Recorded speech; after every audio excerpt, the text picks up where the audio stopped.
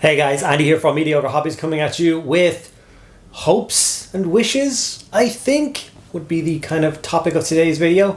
In today's video, I'm going to outline some of the models that I hope and pray return to the active service line from Games Workshop for the old world. I was going to do it as like a top 10 type thing, but I think my bias would have leaked into that a little bit, and you would have gotten a lot of things about Empire and Bretonnians and less about Chaos and stuff like that. So that's not what I'm going to try and achieve in today's video. So I'm going to go through the models that I think should return for each of the starting 9 factions for the old world, and we will go from there. So from number 1, we're going to start with the Empire. And the model or unit that I think or hope should return from the Empire is the War Wagon. This is an epic piece of mobile artillery.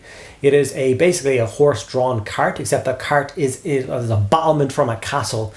It features quite a number of Empire handgunners standing in the back of that War Wagon, firing down hails of ammunition from blunderbusses and handguns alike to wreak havoc upon enemy ranks. It is an epic piece that has not been sold by Games Workshop in maybe nearly 20 years. It is such an old kit, but I think it still stands the test of time and I think deserves to be brought back in for the old world.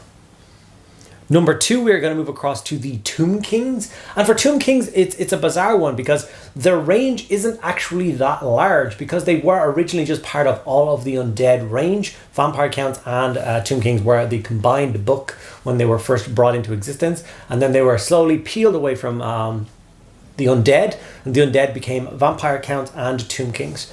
So as goes Tomb Kings, they never really got a whole host of special edition models. They were never a Games Day release. They never had their own army deal miniatures. There's not really a lot missing from their range that you can't kind of still readily get your hands on today, especially with the made to orders that they just did. Having said that, there is a unit that has fell by the wayside and hasn't existed once again in the game for about 20 years, and that is solid blocks of mummies. Mummies were an extremely hardy unit in the undead range. They definitely formed the backbone of many a Tomb King's army. They were on the kind of line shoulder to shoulder with things like Tomb Guard. They were toughness 5 as a basic, which was incredible for back then. Now we really only see mummies in the character kind of characteristic, if you will, and also you see them in the Blood Bowl team. So they are still an active thing in the IP for Games Workshop, and I do hope at some stage we can get our hands on a unit of them, even in an elite format where you only maybe take 10 of them in a unit. I would still quite like to see them make a return. Number 3, we are going to go into Bretonnians now, and like Tomb Kings, Bretonnians are one of those things that you can get access to the majority of their range still, as they have brought them back out, and we have had some made to orders available, so you can pick up a few extra bits and pieces. But having said that, unlike Tomb Kings, there is still a lot of bits and pieces out there which are not available. Since how they were available in the game for so many more years, there's different generations of Bretonnian knights and stuff out there that some people may like to collect. Having said that, I think some of the most specialist units is the Questing Knights. These are beautiful, unique miniatures. When they were sold previously, they were sold in a box of 5. You got a command group and then 2 extra guys. There was indeed 3 additional Questing Knight sculpts that they did bring out for a short and very limited time. I don't know whether they were unreleased and maybe Games Workshop staff members could get their hands on them. I don't actually know if they were ever generally released, but there are 3 specific ones that are beautiful. One I like to consider the Brian Blessed sculpt. He has a big, beautiful sword over his shoulder, a big black beard, big flat-topped helmet. He's gorgeous, and it's something that I would really like to add to my collection very soon. The next is a young pup-looking Questing Knight. He is also carrying a big 2-handed sword in a very tight grip. It's actually on the opposite side to most of the other sculpts of the Questing Knights, and it's another one that is quite rare and quite hard to come by. The third one is the most interesting one because I like to describe him as the disgraced knight. Whatever he did in his previous life with his household, he is no longer allowed to show off his family crest. Therefore, he has a bag tied up over the top of his helmet, covering up the crest, so you do not know what kind of royal family he has come from. He is quite a rare piece and is currently going on eBay for upwards of £100. The interesting thing about this particular miniature is he has sneakily come back under the radar of most people. The re-release of the Questing Knights that we just got last Saturday, you got a command group with 3 miniatures, and then you've got an extra set of rank and file ones with 3 miniatures in it. which actually included this disgraced questing knight. So now you can get him for £36, which will include 2 other questing knights, what I think is fantastic. This doesn't seem to have trickled over to eBay. They don't seem to realize this model is readily available, and he is still going for crazy prices there. So please do not spend crazy prices on eBay to get him. He is currently now available, which I think is awesome. And seeing how they brought back him, I do hope it's only a matter of time before they give access to the other 2 sculpts. Number 4, we are going to go across to the Beastmen. Now, there are a couple of options for Beastmen, and I think my bias will bleed in a little bit. One of my favorite units, and I know it's controversial, for Beastmen has always been the Razor Gore. Now, when we first saw the release of the Razor Gore, we saw the first White Dwarf issue, we opened that, and we got to see what Razor Gore liked. There was actually a unit of 4 of them shown off in the battle report, and all 4 of them were different sculpts. So when they came to general release, they came in boxes of 1, and I bought 5 boxes hoping to get all the different sculpts. I unfortunately got 5 of the same sculpt.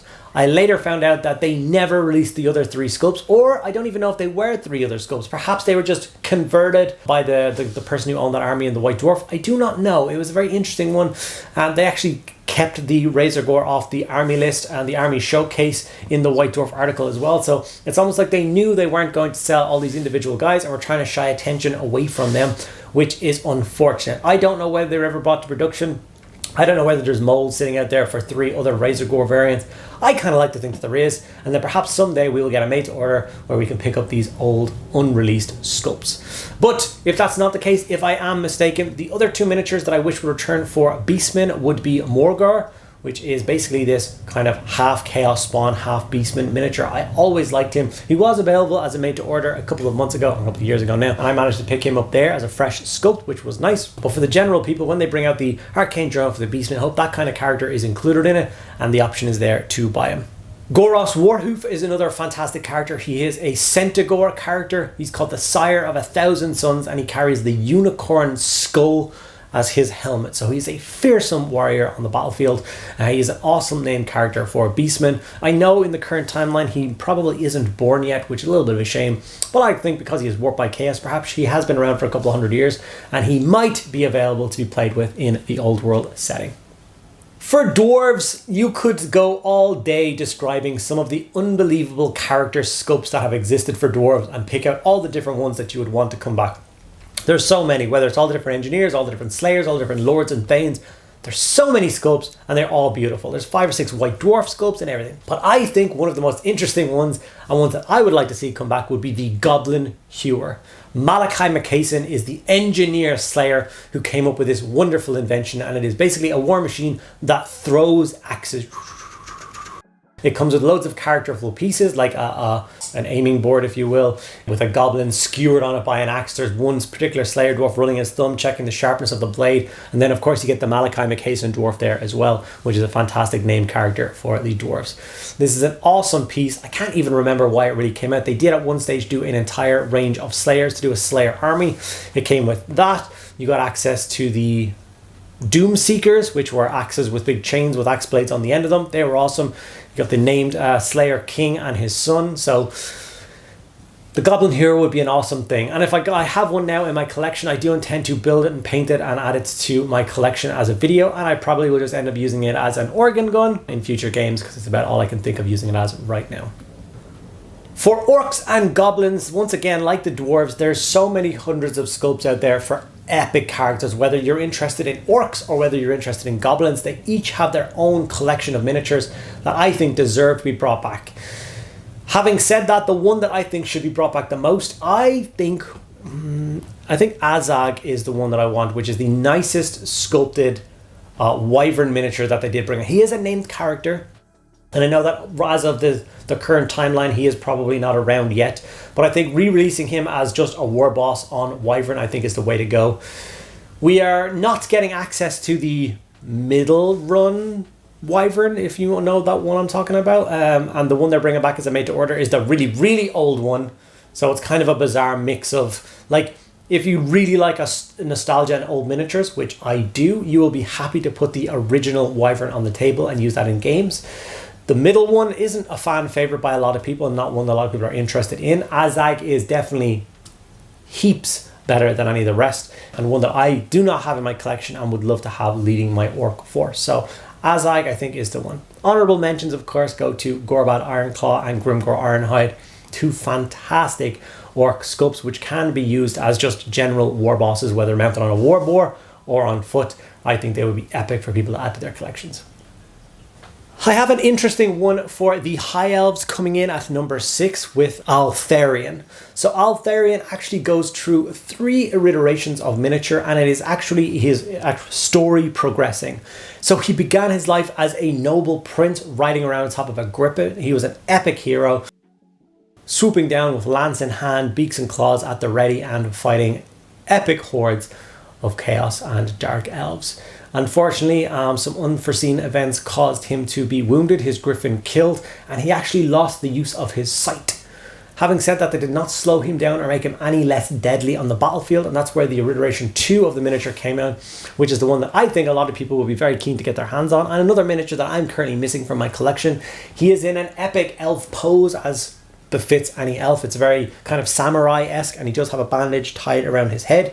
I think it's a beautiful sculpt, and like I said, it's one that I would choose to come back for High Elves and for everyone to be able to get their hands on. Coming in at number 8, and for Warriors of Chaos, there's a couple of bits and pieces in there that I think should definitely come back. One, the Hell Cannon.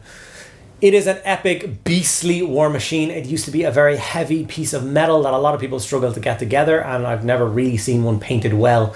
So hopefully in this modern day of modern tools and modern paints, people can get them and get them painted up on the table very quickly, very efficiently, and I'm looking forward to doing that with mine as well. There is reportedly one being sent to me by a fan who wants to see me paint one up, so if that arrives, I will be doing one as a video and showcasing that awesome sculpt. I do believe it should come back as a miniature, as it is featured in their army book currently. To go alongside that, there's 2 epic characters that I think should make a return. There is a particularly rare Warriors of Chaos BSB, a Battle Standard Bear character, which I believe was released with an army deal many years ago. He carries a massive, massive banner. And the interesting thing about the Chaos Warrior is his helmet is actually pulled up like a visor, which we didn't know Chaos Warrior helmets could do until we saw this particular sculpt. The other one is a Games Day exclusive miniature from 2002 maybe. And it is an epic elf character, or sorry, he's an epic Warriors of Chaos character. An exalted hero, if you will, and he's holding up a wood elf by the scruff of his neck and holding his axe down by his side. Is an epic sculpt, such a cool, characterful piece, and it definitely shows the menace of the Warriors of Chaos incarnate. So I absolutely love that sculpt. Whether they bring them back to made to order, I do not know. It's always a funny one when they sell miniatures to be exclusive. This was only available at Games Day. This was only available as an army deal, and whether it's 2 months later or 20 years later, is it right to resell those miniatures? I don't know. As a person who just likes having collections and likes getting my hands on loads of miniatures, I'm kind of for re-releasing as many models as possible and letting people have the opportunity to buy them. So I'm on that side of the fence. Let me know if you disagree, if you think limited edition models should stay as limited edition models. And coming in at number 9 is the Wood Elves. And the miniatures I've chosen for the Wood Elves, although there is so many to choose from, whether it be the Great Lord on Stag or any of the awesome heroes, but the one that stands out to me the most, or the couple that stand out to me the most, is the War Dancers. So we will probably obviously get a re-release of the Metal War Dancer sculpts. They are epic, but what they did to go alongside those releases years ago was a collection of 3 or 4 extra War Dancer miniatures. You bought them as extra things. They were much more characterful. They were doing like flips off their staff or somersaulting off trees. They were kind of like big vignette style things that added a lot of character to the kind of group of War Dancers on the battlefield.